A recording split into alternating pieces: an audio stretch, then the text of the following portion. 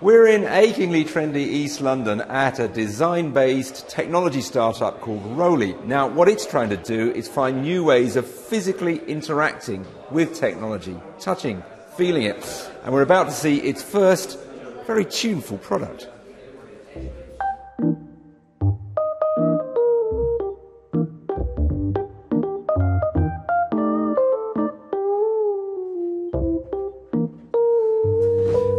Roland, if I could just stop you for a moment. So, this is the first product of this whole enterprise.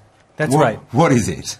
It's called the Seaboard, and it's a new musical instrument based on the piano that allows you to bend the pitch, volume, and timbre of each note as you play.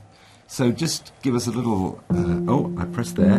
So what is it about this that is different from, say, a standard electronic keyboard?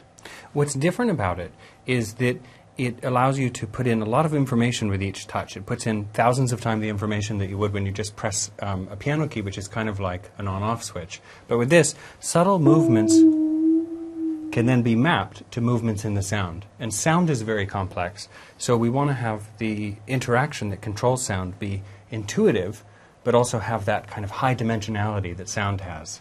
Just give us a quick demo of something you could do on this that you couldn't do on either a standard piano or on a keyboard. Okay. Well, one thing is to be able to bend the pitch of two different notes in different directions at the same time. So, for example, with the bass, I could be playing like...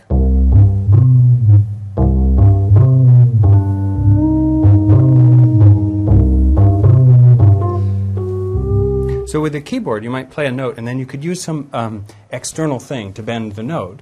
But you can this is all about your physical relationship with the technology. That's right, and it allows a more intuitive way of controlling your physical interaction with technology.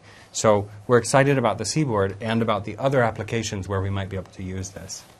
So you're hoping to put this on the market as a product that musicians might want to buy, but where does it go from there? How else might this technology be used?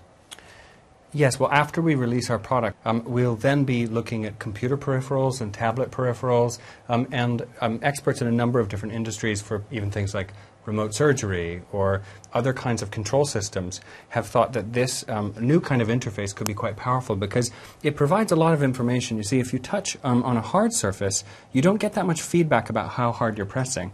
But if you touch here, you can kind of feel the material compress and surround.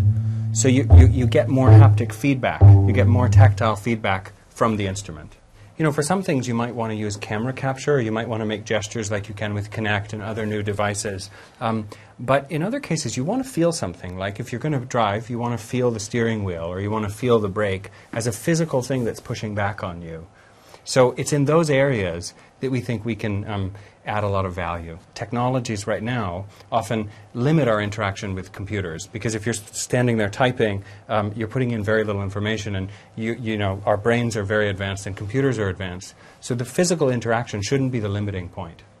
Okay, just shift over. I am a completely amateur pianist, but I just want to get a feel for it.